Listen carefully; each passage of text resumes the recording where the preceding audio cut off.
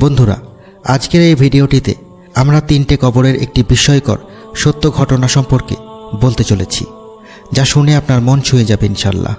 তো চলুন ভিডিওটি শুরু করা যাক। একদা এক ব্যক্তি একটি উঁচু পাহাড়ি এলাকায় একটি কবরস্থানের পাশ দিয়ে যাচ্ছিলেন। বেশ কিছুক্ষণ যাওয়ার পর হঠাৎ তার চোখে পড়ল 3টে কবর, এবং তিনি লক্ষ্য করলেন যে প্রত্যেকটি কবরে যেন কিছু একটা লেখা আছে। তাই তিনি গভীর আগ্রহে কবরগুলির কাছে গেলেন লেখাগুলি পড়ার জন্য।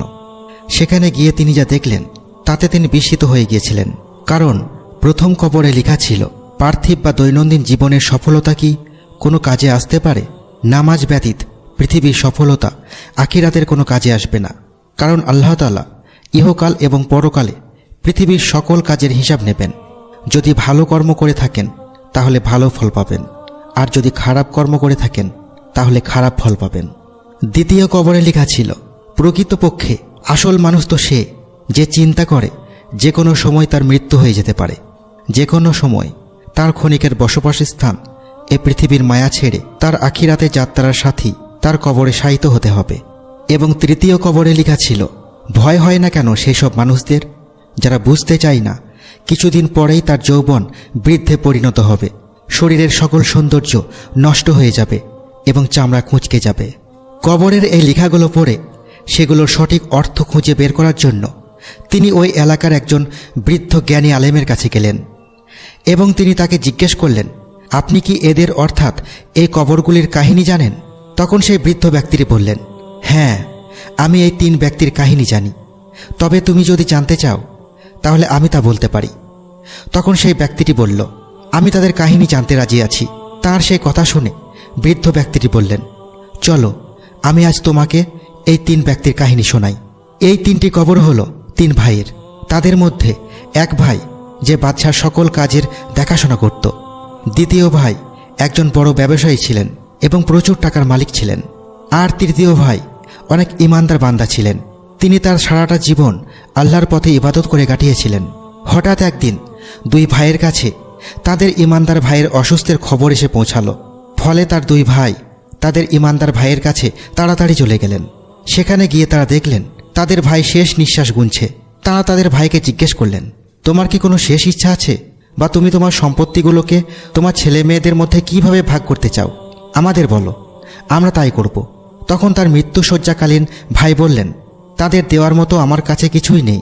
তখন তার ভাইরা বললেন, তাহলে তুমি আমাদের সম্পত্তির কিছু অংশ নাও, আর সেই অংশ দিয়ে তোমার ছেলে মেয়ের ইচ্ছা পূরণ করে যাও, বা তোমার মনের শান্তি পূরণ করে যাও। তখন ওই ইমানদার ব্যক্তিটি বললেন, না, আমার কোনো কিছুর দরকার নেই। তাই তখন তিনি তার ব্যবসায়ী ভাইকে বললেন, ভাই, তুমি আমার একটি কাজ করবে। আমি যখন মৃত্যুবরণ করব আর আমাকে গোসল করানোর পর যখন কবর দেওয়া হবে, তখন আমার কবরের উপর লিখে দেবে যে পার্থিব বা দৈনন্দিন জীবনের সফলতা গ্রহণ কি কোনো কাজে আসতে পারে? পৃথিবীর সফলতা আখিরাতের কোনো কাজে আসবে না। আর আল্লাহ তাআলা পৃথিবীর সকল কাজের হিসাব নেবেন। যদি ভালো কাজ করে থাকেন তাহলে ভালো ফল পাবেন, আর যদি খারাপ কাজ করে থাকেন তাহলে খারাপ ফল পাবেন। আর এই কথাগুলি লিখে দেওয়ার পর পরপর 3 দিন আমার কবরের কাছে যাবে। কিছুদিন পর ওই ইমানদার ব্যক্তির মৃত্যুর পর তার ব্যবসায়ী ভাই প্রতিদিন তার কবরের পাশে গেলেন, এবং সর্বশেষ দিনে তিনি যখন তার ভাইয়ের কবরের কাছ থেকে চলে আসতে লাগলেন, তখন একটি জোরে আওয়াজ শুনতে পেলেন, এবং সেই আওয়াজ শুনে তিনি ভয়ে আঁতকে যান এবং সেখান থেকে দৌড়ে চলে আসেন। ঘরে পৌঁছানোর পর তিনি যখন রাত্রে ঘুমিয়েছিলেন, তখন তিনি স্বপ্নে দেখলেন যে তার ভাই তাকে বলছে, আমি মানুষকে দান করতাম না, তার কারণেই আমি কবরে সাজা পাচ্ছি। এই স্বপ্ন দেখার পর ওই ব্যক্তি তখন নিজের সমস্ত ধনসম্পদ বিলিয়ে দিয়ে সব আরাম আয়েশ ত্যাগ করে দিয়ে আল্লাহর ইবাদতে মশগুল হয়ে গেলেন, এবং তিনি মুসাফিরদের সঙ্গে চলতে লাগলেন। তিনি এক জায়গা থেকে আর এক জায়গায় সফর করে বেড়াতেন এবং দিন প্রচার করতেন। আল্লাহর পথে ইবাদত করতে করতে যখন তার শেষ নিঃশ্বাসের সময় হয়ে গেল, তখন তার ভাইকে খবর দেয়া হলো, এবং তার ভাই আসার পর সে তার ভাইকে শুধু একটি কথাই বলল, আমার একটি শখ তুমি পূরণ করবে। যখন আমি মৃত্যুবরণ করব এবং যখন আমাকে গোসল করিয়ে কবর দেওয়া হবে, তখন আমার কবরের উপর এই কথাটি লিখে দেবে, প্রকৃতপক্ষে আসল মানুষ তো সে যে চিন্তা করে যে কোনো সময় তার মৃত্যু হয়ে যেতে পারে। যে কোনো সময় তার ক্ষণিকের বসবাসস্থান এ পৃথিবীর মায়া ছেড়ে তার আখিরাতের যাত্রার সাথেই তার কবরে শায়িত হতে হবে। আর আমার মৃত্যুর 3 দিন পর্যন্ত তুমি আমার কবরে সাক্ষাৎ করতে যাবে। ভাইয়ের মৃত্যুর পর তার কথা মতো তার ভাই 3 দিন তার কবরে গেল এবং শেষ দিন তার কবরে একটি শব্দ শুনতে পেল এবং সেই শব্দ শোনার পর তিনি ভয়ে সেখান থেকে চলে আসলেন। বাড়ি আসার পর তিনি যখন ঘুমালেন তখন তাকে স্বপ্ন দেখানো হলো যে তার ভাই তাকে বলছে, এই পৃথিবীর মায়া বেশি দিন করো না।